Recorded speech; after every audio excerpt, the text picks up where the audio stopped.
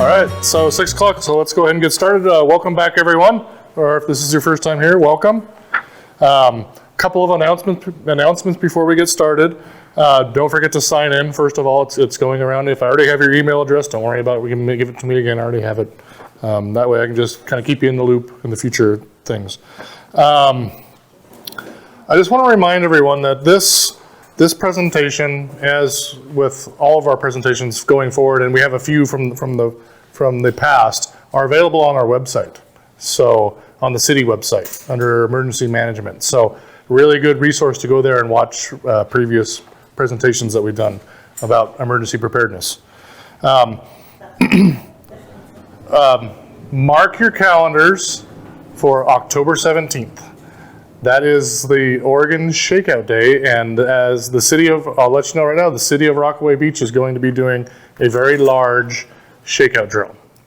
So we're gonna, if you're involved in CERT or preparedness or radio, you're all gonna have big jobs that day. So it's gonna be really fun, and we're gonna learn what we're capable of that day. So without further ado, I would like to welcome back Dusty Linnell. Dusty was here about November of last year, presenting us with water sanitation. It is an amazing and very much going to be useful if we cannot get clean water, right? Dusty is a professor at Oregon State University in the College of Health. She serves Tillamook and Lincoln counties through the Extension Service Family and Community Health Program.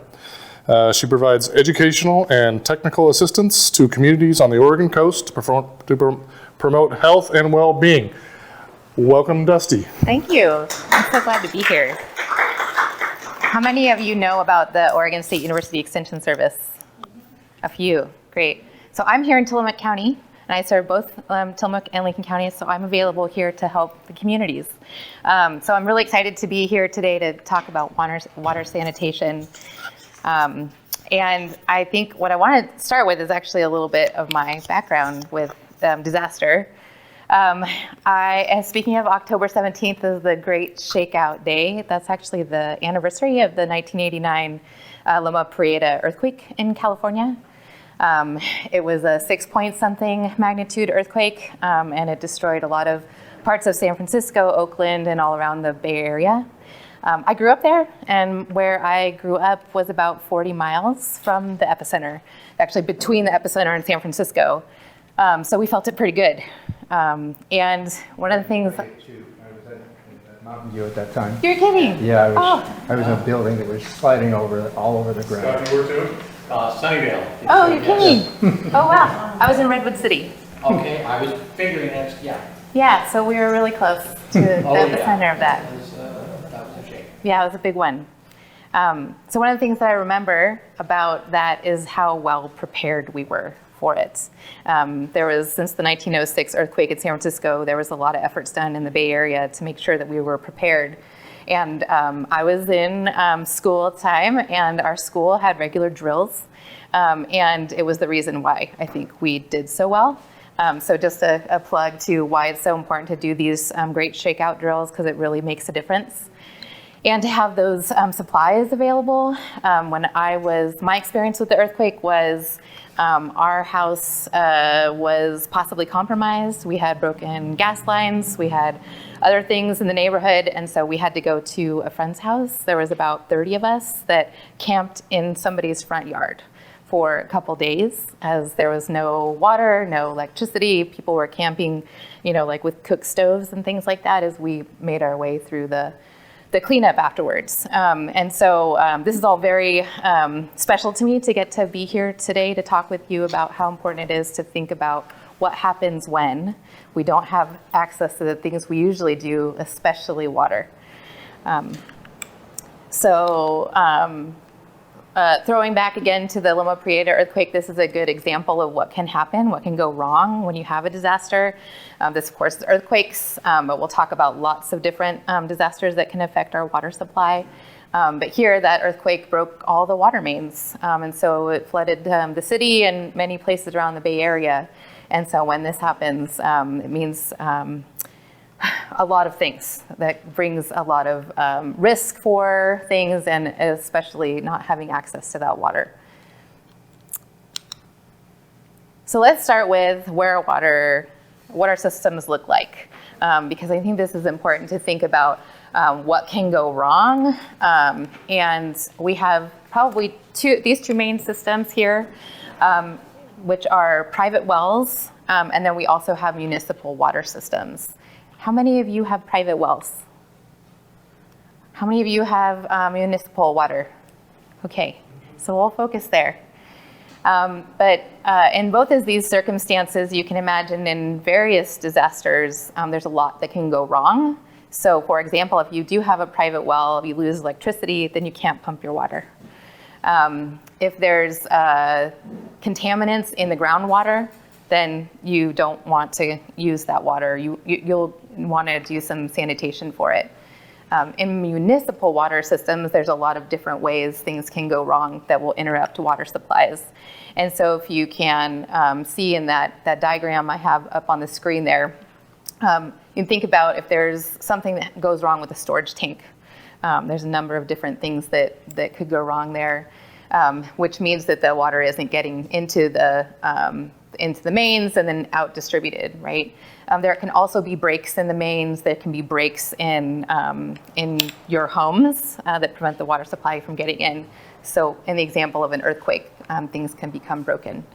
There are other ways that I'll talk about. There can be contaminants that create a water disaster. So if there's something, for example, that goes wrong in the storage tank. I think there was an incident maybe a year or two ago in Oceanside where there was contamination in the storage that meant that all the water had to be shut down to be able to investigate whether there was contamination or not. And then also a treatment plant. So you can think about like electricity is required for a lot of those operations. So if you lose electricity, you can also lose water in systems potentially. So hopefully that gives you an overview of the kinds of things that might affect our systems. So as I started with, I was talking about earthquakes. I know we're all thinking a lot about things like the Cascadia earthquake and tsunami that could affect us here. But there are other things to think about that could reduce our access to water. High winds can be an issue. Think about the electrical lines being affected by high winds, or there could be damage to infrastructure that's above ground in high winds. Ice storms. Y'all remember when we had that awesome ice storm? Actually, here in Rockaway, we didn't get any ice. You didn't? Nope. Oh my gosh. Everybody else did, but we didn't. Wow. So we couldn't leave because Yeah, we couldn't leave. We were stuck. Oh, right. Okay. But yeah, ice. Ice can do a lot of damage to a lot of things. It can freeze pipes, which means no water. It can also do damage to electrical lines, right, as the icicles form and bring down power lines. It can bring down trees into power lines that might affect, like if you have a private well, you don't have electricity, you can't pump your water. Waterborne diseases. These are things like microbes that can get into systems. So if you ever have gotten an emergency notice that says you have a boil water notice, we worry about contamination of microbes. And I'll talk a little bit more about that and how to deal with that. Then floods, of course, right? We have floods that can happen that can overwhelm our systems and can contaminate our water. Wildfires can be an issue. And then there are other human-caused things, like the example I described about if there's a human contaminant or a person who contaminates things or some other human-caused events. All right. So now I know the causes. We need to think about if we're going to be prepared for a water crisis, what do we actually need water for? So what do you think? Where do you use water every day? Drinking. Flushing. Dishes. Yep. Bathing. Yep. Cooking. Yep. Boiling water for pasta.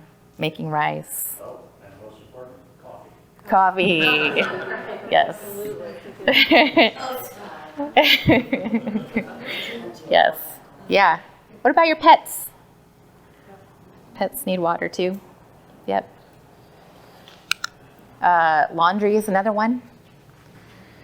If you look at the recommendations for how much water you want to plan to have on hand if there were a crisis, you need to plan for 2 to 4 gallons per day per person. Welcome. Yeah. There are a few handouts there if you'd like to grab them. So that's a lot of water.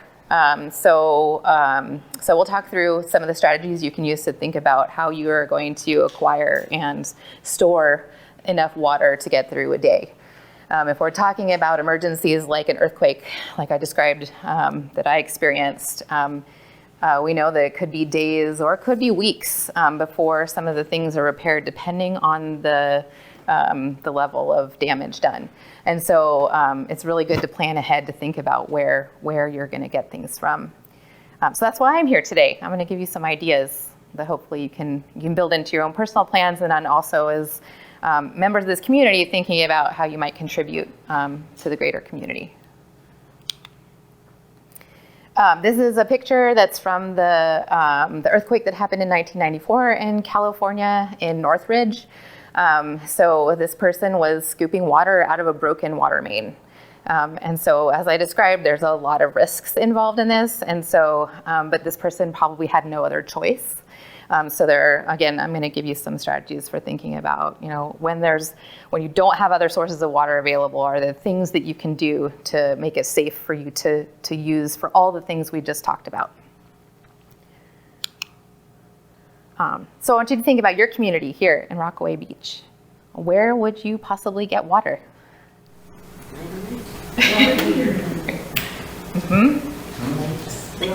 We have an ocean right out there. Lake Lytle, Yeah, it looks like Spring Lake.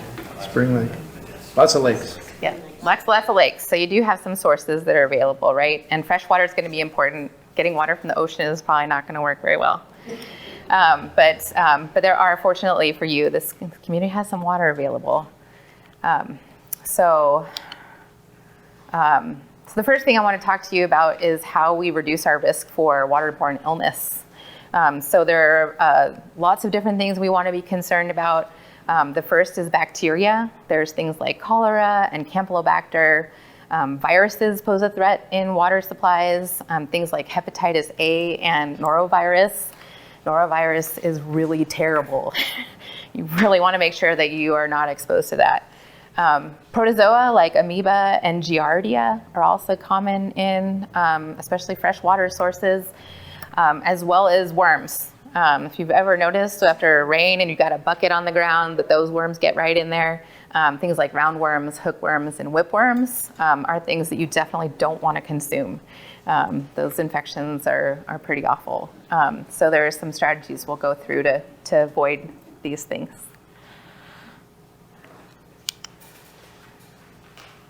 Okay, so I have for you on the second page of one of the handouts I gave you, this same flow chart, which I love because it is from the Sphere Handbook. This is a handbook that's used worldwide in disaster response. If you've never seen it, I really encourage you to go and download a copy for yourself. It's available for free. It's easy to Google and find. And I've got the name of it there at the very top of the page so that you can find it. But this flow chart helps you think about in a crisis where you need to get sources of water to think about what you can do. And so let's start with the question at the very top in orange. It says, is the water source contaminated? Probably in a disaster, if you're getting water from the lakes or from other sources, you're going to assume yes. So then we follow then the chart on the left-hand side there. So if we say, yes, the water source is contaminated, then the next question is, are commercial water treatment products available? And so that's going to be things like personal filtration systems, which I'll give you some examples of. Tablets you can dissolve into your water, or bleach. And so if you have those things, then you go to the left-hand side. So you can use your, the first thing you want us to do is to ask if the water is muddy. And so that's, just taking a look at it. Is it clear or is it not clear? And so the first thing you're going to want to do is go through either a decanting method so that you're clearing off as much of the sediments as you can. And I'll walk you through a couple of those methods. And then you want to do a double dose of chlorine if you can. If you're using simple filters, which I'll walk you through as well. After that you do that, if it's cloudy, then the next step would be using a filter like biosand or colloidal silver ceramic membrane filters, which I'll give you some examples of, and then another dose of chlorine bleach. And that from then you can store in containers.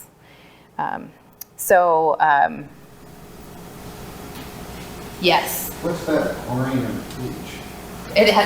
Chlorine bleach is it's the same thing. Same thing. Yep, I mixed those words up. Yep. Is boiling just as good as bleaching? We'll go through that. Okay. Yep. It's different. Yeah. Is the answer. You use one or the other, though. So if you do have bleach available, you can follow that pathway that you see on the right-hand side. You don't need to do the boiling because the bleach acts in that way. But boiling you're going to want to use if we go through the other side, which I'll walk you through in just a minute. Because of alcohol, it came up at a past meeting. Is there a differentiation with the percentage of alcohol? There are different levels. With alcohol? What do you mean? Or, I'm sorry, bleach. There were different percentages. Yes, there are. Yep, I'll walk you through that too. So, okay, sir. Yep, no worries. That's a great question. Yep. Don't drink bleach. And so, okay, so what we just followed through was if you have commercial treatment products available, it's great to store those things. But let's say you're in a situation where you don't have those things available. You're going to want to do a different set of things to make sure that your water is safe to drink. And so if we follow the same, this chart on the left side again, so we're saying, yes, our water source is contaminated. Do we have commercial products? No. And so then we're going to go to the next step, which is pre-treatment. Is it muddy or cloudy? And we're going to use the same method we talked about, where you're going to get rid of the sediments in the water to be prepared for the next step. And that's through filtration methods or decanting. And then the next step is going to be disinfection. So when we don't have bleach available, we can use boiling, or we can use solar to be able to do that. But the most important question in this pathway is, do you have fuel available?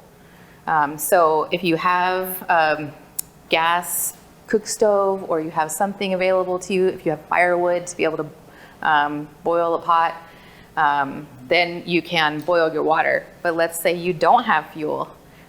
What is the next thing you could do? And one is to expose it to sunlight, and I'll walk you through that too. I know, we're going to talk about pros and cons here. That's, yeah. Yes. Yeah. Okay, so let's talk about that first one we talked about, if we determined that our water's muddy. So let's say you were out at the lake and you were able to get some water out of it. Taking a look at it. Is it clear or is it cloudy or muddy? There's a couple of really simple techniques that you can use. The first one is doing some simple cloth filtration. You can do it with a variety of different filters. You can do it with a simple, like a cotton cloth, or you could use coffee filters or something else that you have on hand, right? It could be a range of things. The things that you want to pay attention to is like if you're going to use a cloth, you hold it up to the sunlight. If you can see holes through it, it's not going to be as good as something that you can't see holes through.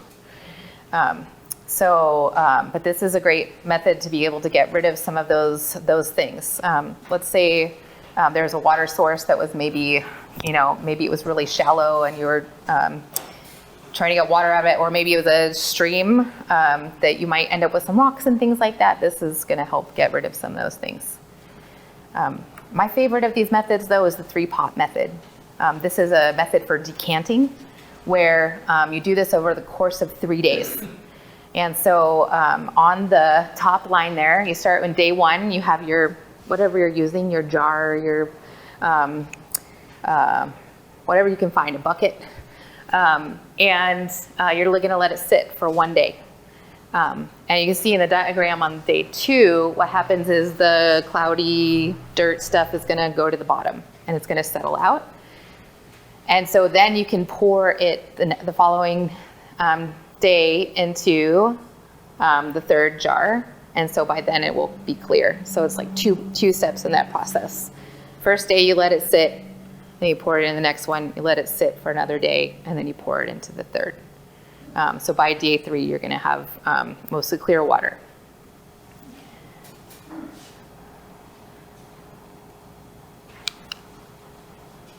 So in the circumstance where you don't have bleach available, after you've gone through your decanting or your filtering to make sure it's nice and clear, you want to do your disinfection. And so in this circumstance, if we have fuel available, we're able to boil our water. And the rule for this is you want to bring it up to a boil, a nice rolling boil, let it boil for 1 minute, and then let it cool and you can put it in your storage containers. If you don't have fuel available and you need to do a solar disinfection by exposing the water to UV light, this is a really great process you can follow. It starts with clear plastic bottles. You can use clear 2-liter bottles or whatever you've got on hand, but it needs to be clear and plastic. And then, I'm realizing this particular instruction is for plastic bottles, which has been research tested. I'm wondering if there might be one for glass, if you have glass, but I can't give you that recommendation here. So if you were feeling like, I'd really rather not use plastic, this recommendation is for plastic. This has been well tested around crises around the world, and often it's readily available. Anyway, just a note as I was thinking about that. It definitely has to be clear and not colored. Right, you don't want it to be colored. Like those 5-gallon jugs are colored. Right, those will not work as well. So the UV light, what happens if it hits a colored bottle? It's gonna disperse the UV and it's not gonna be able to do its work. So it has to be clear so that the UV light can make it all the way through. So what you do in this situation is you got your clear, clean bottles. Clean is really important. You're gonna fill them with water, put the cap on, and then you're gonna angle it towards the sun and let it sit.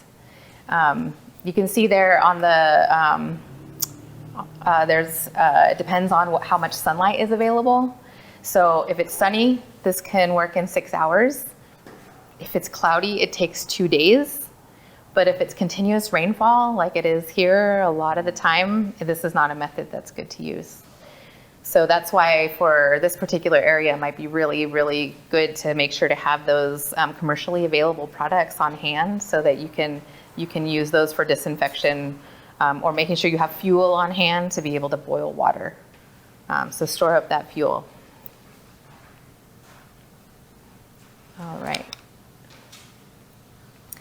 There are some really amazing products that are available. They're not very, there's a range of expense, I would say. There's simple ones to more complicated ones that you can get, but I highly recommend getting filtration systems like this. These I'm showing here, they have a filter in it.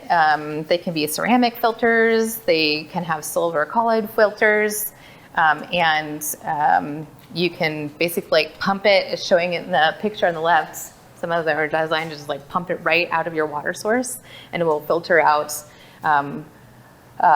especially all of those things that we don't want to poison us, like bacteria and protozoa and worms and things. So this is a really great system to have on hand. I actually have both of these. What's the brand? Oh gosh. There's several different brands. I want to hesitate to recommend a specific brand. The one that I have is MSR.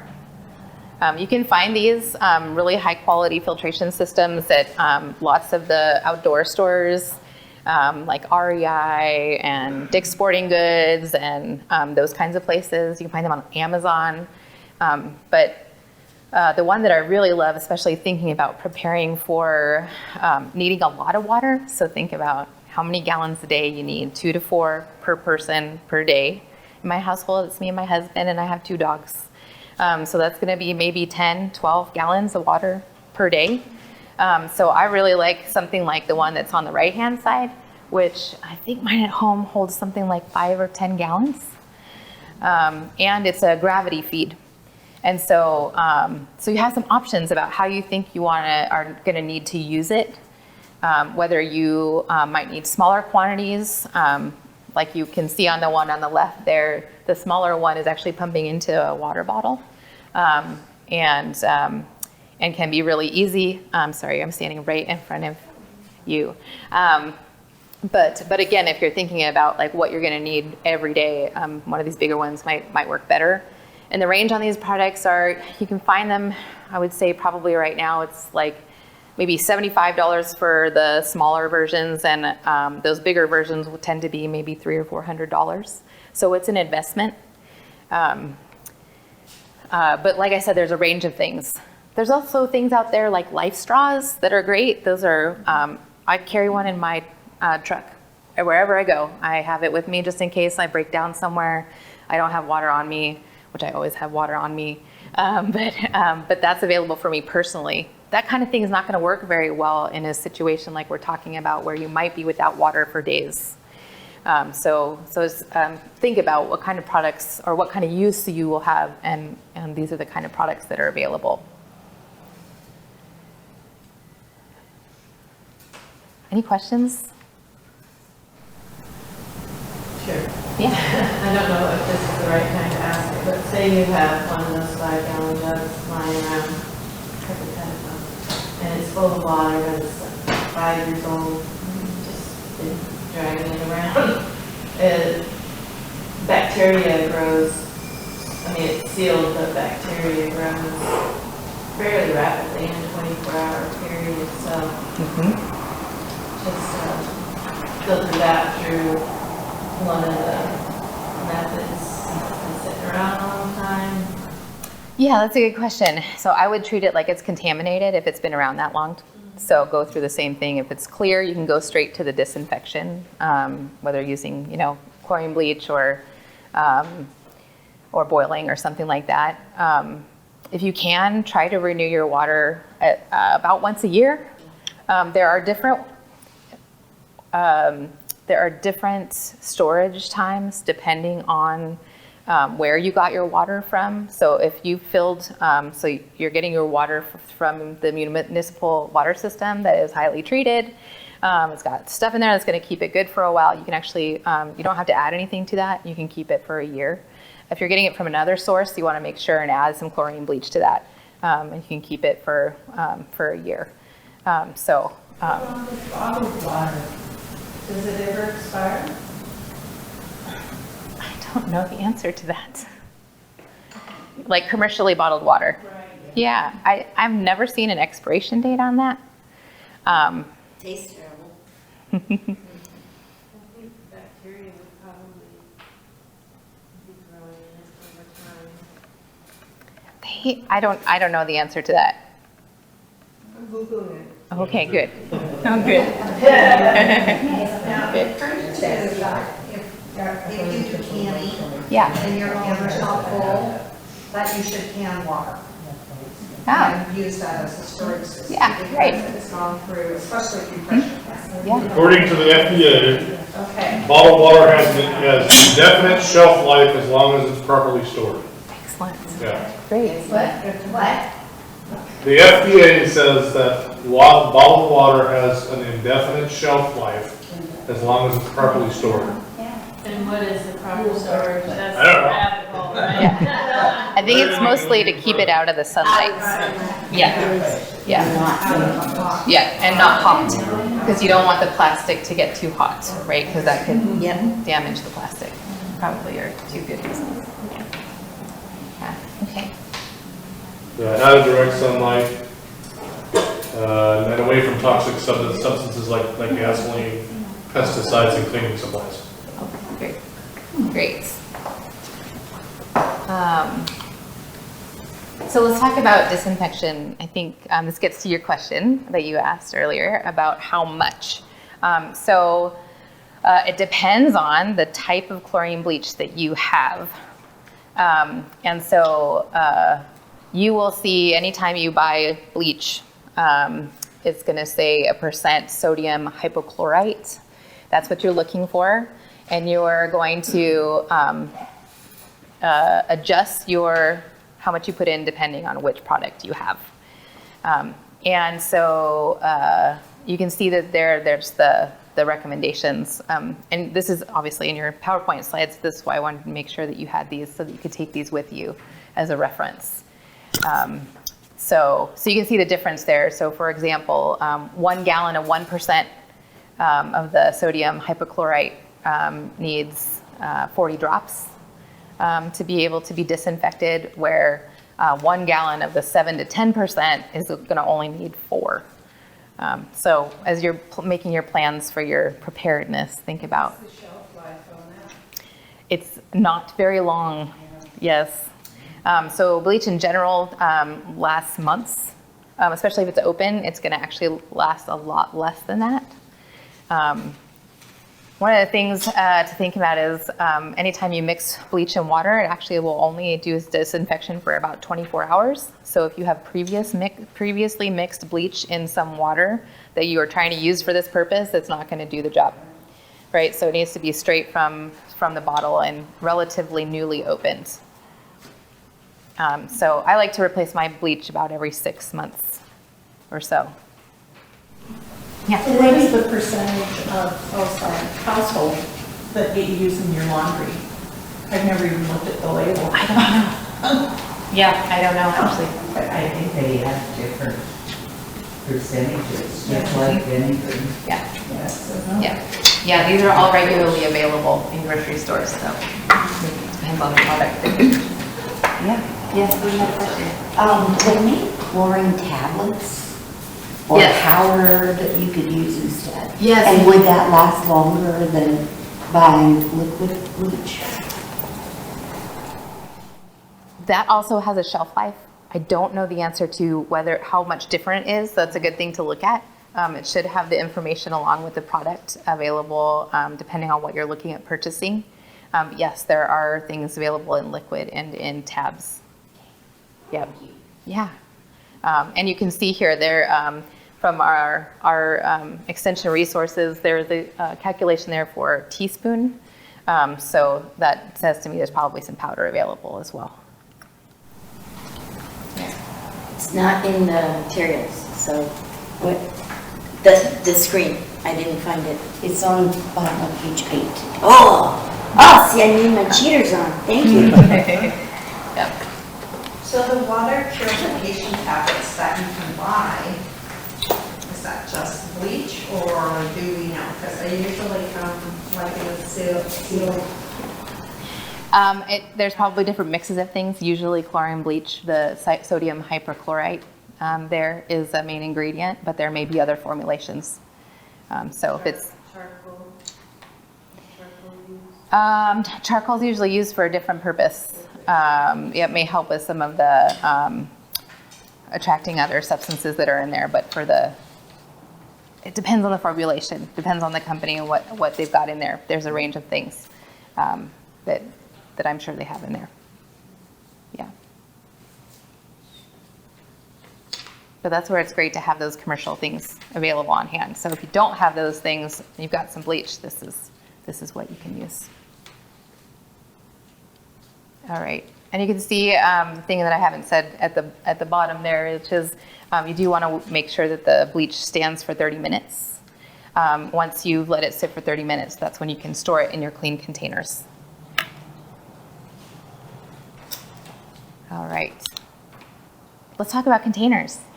There's lots of things available out there. These are ones that are great. They're plastic, they're really easy to use, they're easy to clean. I really like these because there's a spigot. I don't know if you can see it very clearly in the picture there, but on the top right-hand side of that, it's a spigot, so you can actually dump it over and you can set it on a countertop to be able to fill your coffee pot or your dog water bowl or whatever you need it for. But there's a wide range out there. There's metal containers, there's plastic containers. They're great. I have a few different kinds, and I don't think it makes much difference as long as you keep them clean. If you're storing them, you want to make sure and rotate your water out. And then also thinking about cleaning them between uses, soap and water does the job. So if you think about what we just talked about, you do your disinfection, you put it into your clean containers, just a simple soap and water is going to do the job for getting them ready for the next use. And how long did you say it would last in a storage container? How often should you rotate it? It depends on what your water source is. I like to just keep a 1-year rotation. Yep, filling it in my house from my municipal water, it's going to be, it's good for about a year. It will last longer than that, based on some of the recommendations I've seen, but I like to put that in my annual preparedness routine. Switch out my stores of food, switch out my stores of water, kind of all at the same time. I have a question though. Yeah. So when we're using bleach, do we need to keep the container open, or can we seal it up, or You want to seal it. you want to seal it right away? Yeah. Okay. Yep. Definitely. Keep those contaminants out. Right. I didn't know if it needed to breathe or anything. So. Great question. Yes. Yeah, we have all kinds of things floating in the air that will contaminate our water. Sure. Yep. So you meant after you add it to the water, Yeah. put the lid on, wait 30 minutes before you consume it. Oh, I see what you're saying. Is that what you meant? Yeah. Like while it's being treated? Yeah. Oh, you can leave it open while it's being treated. Okay. But once you get in the storage container, so if it's only out for 30 minutes, it's got the bleach in it. Yeah. It also has some fumes and stuff. You want to, it'll like let off the fumes. Yeah. But once you get into the storage, Have health implications as well, but I mean, still just not having enough water, so. it's minimal. I mean, the amount of bleach that you're using in there is really not a big deal. Chlorine is actually something our bodies use, chloride. But depending on some of it's all safe for consumption. That's a discussion for another day. Yeah. All right. Okay, let's talk about, we need to talk about our waste. Also, we're thinking about sanitation. We talked about how flushing is one of the important ways that we use our water. When you don't have any access to water, you have to do something different.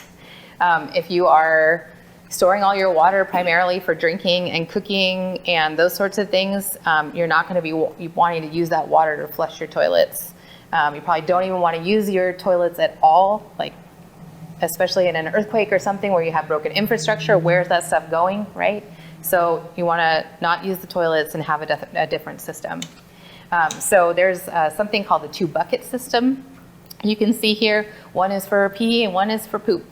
And there's a handout that I gave you that has very good instructions, better than I could give you here in our short time together, about how you use these systems, the materials that you need to build them. You can actually purchase these things like outright. You can see that those are commercially developed products. Those can be nice if you want to get a seat to go with it, and then they have some of the materials to help with the disinfecting of the feces and things like that. I highly recommend that you have these on hand to be prepared for an emergency, or at least the parts that you could assemble should you need it. One of the things that's also important to think about that I think we forget is we plan for when we need to use it, but we don't necessarily plan on how to deal with the disposal of the waste. And so there's going to be some things in that handout there, but there's also going to be things that if there was a prolonged disaster, if we're talking about weeks of not being able to have access to toilets of some kind, that there's going to need to be some other kind of community organizing around how to dispose of waste. And so I would just encourage you to, as you all are working together, thinking about emergency preparedness, be able to talk with folks about what does that look like? What would that look like here? There are things that people, you'll find in some of the, like the world's, the recommendations for worldwide crises, digging pits, burning the waste, things like that. But there may also be municipal regulations that you don't want to do that, right? Because it would be against the law. So there may need to be some other alternatives, thinking about how to deal with the waste. Contractor bags? I mean, what type of liner is recommended? I don't see I it, would I'm sorry. recommend a contractor bag. Okay. It's nice and thick. Thanks. You can buy kits on Amazon also, Yeah. It has all the parts that you need to build this that are the kits that you. Oh, yeah, just, if I don't get that, I've got some Rosenberg buckets maybe. Yes, right, you've got buckets on hand. Let's say you didn't prepare, right? You weren't able to get those supplies and an emergency happened tomorrow. What could you use, right? This is why I brought this handout here for you. So it'll walk you through the kinds of things that you want to have on hand, or things that you may have available to be able to deal with that.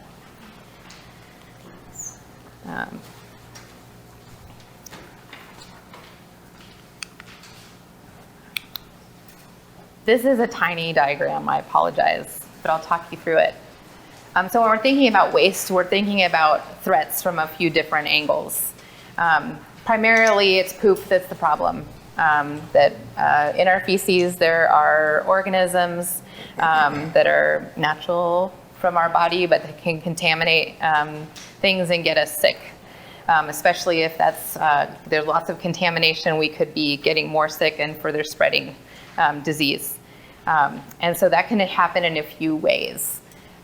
So in the column down the middle here, one of the ways is by drinking fluids. So as we talked about before, as you may need to be acquiring water from potentially contaminated sources, that's one way that we can get waterborne illness. It's also transferred by our hands. So having really good hand washing practices so that we don't have fecal oral transfer of illness is really important. So we're going to talk about hand washing in just a minute. It's a really, really important thing to do in disasters. Flies are a big deal. These are one of the major carriers of illness from feces. And so anytime there's waste, that's why it's important to cover it, burn it, so that the flies don't have access to that. If there's contaminated sewage water, things like that, the flies can transfer illness that way. If there's contamination in fields, it can obviously damage, or there's a risk for us consuming food that has foodborne illness, and so that's another way we need to be worried about things. So if there was a situation where there may have been contaminated food, you just want to be aware that there are going to be ways that you need to deal with that. If you can't avoid eating the foods, like cooking them really thoroughly, right? Following like food safety cooking and not eating raw things if there's potential for any type of contamination.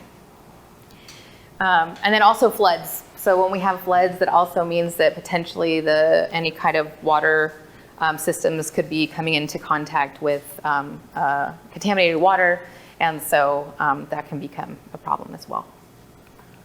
Yeah. I imagine upland for animals, we've got lots of animals and they go wherever you want in that way. Yeah. So is there a recommended area or for looking, for water runs downhill? Is there, no? That's a good question. Or to at least go up a certain amount and break stuff down where it might flow into wherever you are. don't know. Okay, Yeah, sorry. thanks. They always say drink upstream from the herd. Yeah. Yeah, drink upstream from the herd. Usually running water sources are better than still stagnant ones. Yeah, but I think for the purpose of my recommendation at this stage is always count on water you get from anywhere being contaminated. And if you follow the processes we talked about, that'll get you some good drinking water. Hand washing. So this is something that's really, really important to think about. In addition to using water for all kinds of other cleaning, being able to have some kind of hand washing station can be really helpful if you can prepare for that. This is a system that comes from Minnesota Extension, which I just love this photo, where it's using one of those containers I showed you before that has a little spigot on it. There's a catch basin right underneath it, and there's a little bucket next to it with trash. And so it makes it really convenient to be able to wash your hands, turn off the spigot, and then be able to dry your hands and throw your paper towels or whatever away. And you can see there's a little soap on that little table. It's very cute. But those are all the things that would be important for hand washing. So sanitized water or? Yeah, yes, please, sanitize We're water. using soap, so. Yeah, yes, it's better to do with sanitized water for sure. Dishes, you said earlier about how this is one of the ways we use water. If you have a situation where you can't use your dishwasher, it's really good at cleaning your dishes well and sanitizing them with nice heat drying. This is the best method to be able to wash your dishes safely, to reduce the risk for foodborne illness, basically, from any of the things in the that might remain on the dishes after you've cleaned them. So this is 5 simple steps. You want to scrape all the stuff out, then you wash it with your hot soapy water, hot if you can, but soapy water, and then rinse it in a second bucket, and then in a third bucket, if you can, sanitize it using some bleach. And then finally air dry it. And it's really good to dry them right away if you can with a dish towel. That'll minimize the amount of water sitting on them. So that's a recommendation for sanitation for cooking.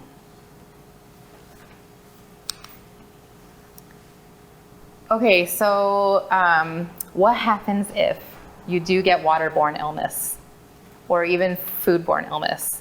It's also a really good idea to be prepared for when that happens. The likelihood is that most people will get some kind of illness following a disaster if you're having to get water from other sources. So just plan for it.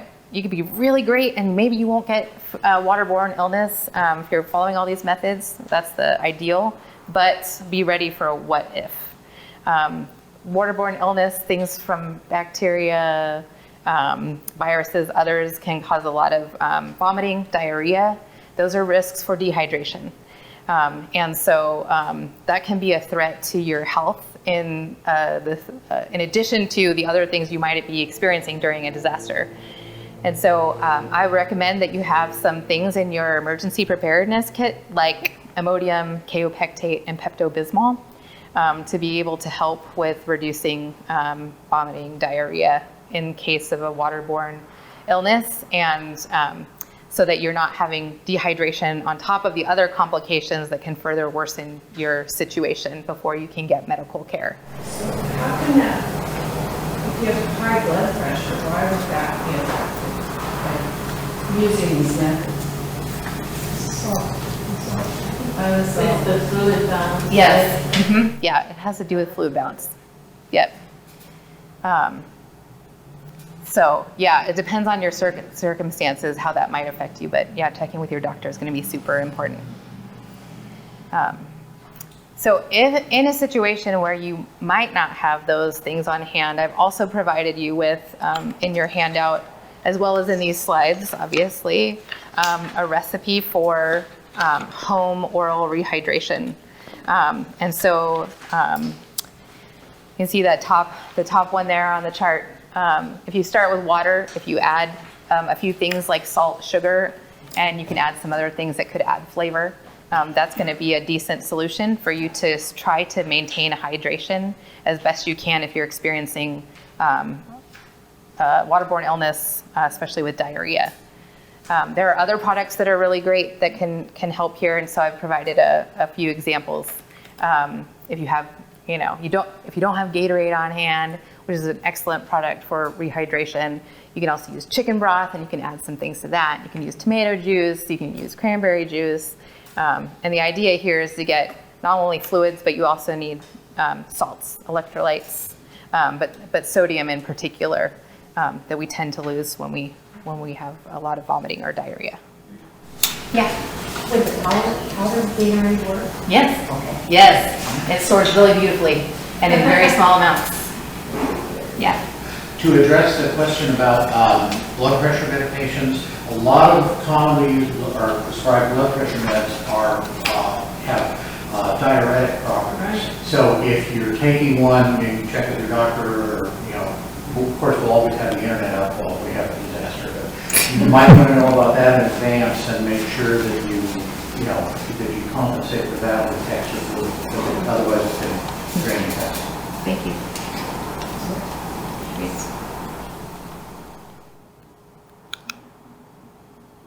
That's the end of my presentation on water. I'll pause here and ask if you have any other questions before I make you a pitch to look at some of our other resources. Yeah. What are your thoughts on capturing rainwater? They have some systems you can see that can mock gutters and fill. And I think there might be some regulations on how much of that you can take. From the groundwater supply. I can't speak to any regulations, but I can say that rainwater is a great way to get water, and I would treat it the same way I would with any other. It's like you assume it's contaminated, because there could be things on the whatever surface you're collecting from, or there's even things that that are in the air that the rain will actually drop, so just treat it all the same. If it's nice and clear, you want to decontaminate it by either boiling or using commercial products. Yeah. Great. So as I said before, I work with OSU Extension. Oh, sorry. I'm sorry, I had to look at the page to look at 2 questions. Thank you so much for doing this. When you said don't use laundry, is there anything we ought to do after something? I mean, do you run on the other water and then you assume going into your washer you're good? Is there anything to not compromise your washer, which is certainly a lot of money? I really can't speak to I don't have the answers for you about what to do about laundry. You're not going to be able to use your washer and dryer, right? Yeah. So you want to, that's something that I didn't include here. You want to be able to have some products on hand, some kind of soaps. Wash dishes first and then do your laundry. You could, yeah. What it says when you run under stuff. I can't speak to the safety of like reusing water from situation to situation, but it's a good thing to look at. Thank you. And personal way to ascertain a compromise. We might not get an alert. Electricity goes out. Is there any way to ascertain how long we should start to worry about the water as well, or I don't know? I think that's the question we're... Aside, Captain. No, I'm thinking, Thank you. so you're asking if the power goes out, how long until we should start worrying about? The water. I don't know. Okay. How about how long would it be if, let's say, the water's not moving anymore? Yeah, there you go. I don't know. I mean, I think that's a Pertinent question. Yeah. yeah, it's a communications We thing. need Public Works director. Yeah. Well, Yeah. email Dan. Yeah. Yeah. I think the thing too to think about is like if there's any range of scenarios.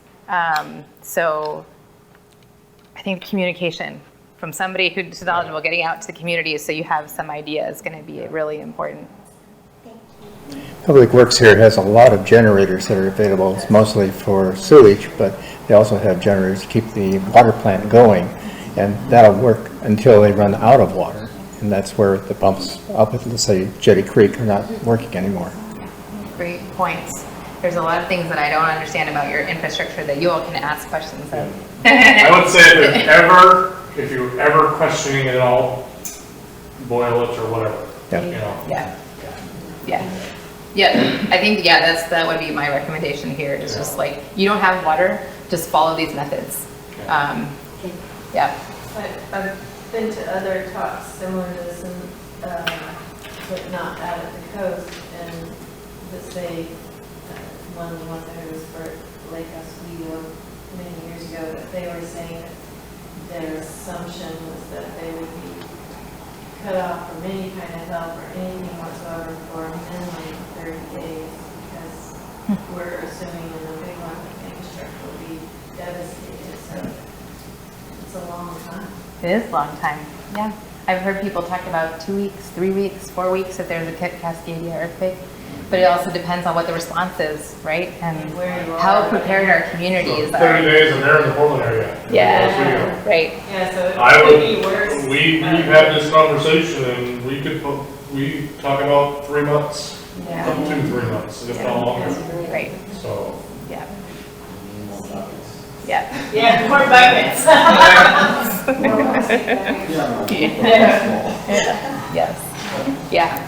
So that's where some of that long-term thinking is really important to think about. Okay, when you can survive the first couple of days, what does that then look like as you want to?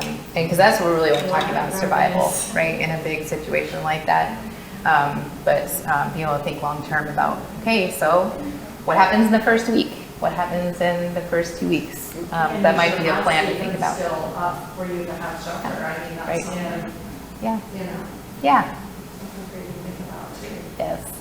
Yeah. If there's no water, there shouldn't be any harm in using just getting water out of the lakes to use for your toilet. I mean, I wouldn't that's the think place that I would go. So- I would also follow your. Yeah, so it's like she was saying earlier though, if we have an earthquake, that infrastructure might be damaged, and are we sending that waste into the ground by doing that? So that's why we're talking about bagging it all up and keeping it, either burning it, or, I wrote it down, so that's something that we need to talk about, that you're opening up all these new things for me. But how are we gonna handle that, you know? So it's something we're gonna have to have that discussion, how we handle that in the future, because we don't want that to get into our water. So. Great. Okay. Well, let me make a quick pitch for the other kinds of resources that we provide. If you want to learn more about emergency preparedness, we do offer lots of resources. We have a whole project dedicated to the Cascadia earthquake and some other related tools that relate to, I think, a lot of home preparedness, as well as helping maybe think about community-wide needs in a disaster. So you can go to catalog.extension.oregonstate.edu, and you can find a ton of stuff there. That have just a couple examples there. And included is the one that I gave you today on sanitation for waste. And we're all over Oregon, so if you're not a full-time resident here and you live somewhere else in the state, you also have an extension service office that you can go to and get help for things like this and many others. So I just wanted to make that quick plug that we have people in every single county in Oregon. There's usually like 3 or 5 of us from a variety of different programs. You might have heard of 4-H Youth Development. We're probably most famous for that one. We're also well known for our agriculture services, but then we also have health services like I provide. For example, this seminar today, we do work in forestry and natural resources. We help youth with getting pathways to college. We also support our fisheries. Anyway, if you ever have any needs related to any of those areas, we have people available for you in every county. I have one last ask of you. My bosses like to make sure that I get reviewed for the classes that I teach. Would you please fill out an evaluation form for me today? I'd appreciate that. I'm going to send those around. Dr. Luna, you're at Port of Tillamook Bay, that complex, aren't you? I'm actually at the Partners for Rural Innovation building at the Tillamook Bay Community College. Okay, but, see? Yeah, Yep. yeah. I will say that website is amazing. There's so much information on there. I've used it quite a bit, actually. Oh, good. Our catalog? Yeah. Yeah. Yeah. I use it too. Yeah. So thank you, Dusty. Great information. Yeah. I want to give you this. It's a very small token of my appreciation for you coming and doing this, especially on such short notice. I really do appreciate you coming back and doing it again. My wife actually made this. Oh my gosh. It's a Rockaway Beach coaster. Oh, Rockaway Beach that's so coaster. awesome. Yeah. Thank you so much. You're welcome. Yeah, I'm really Thank happy you to be for here. coming. This is such important information. It's nice to have you here. So thank you so much. Oh, this is so special.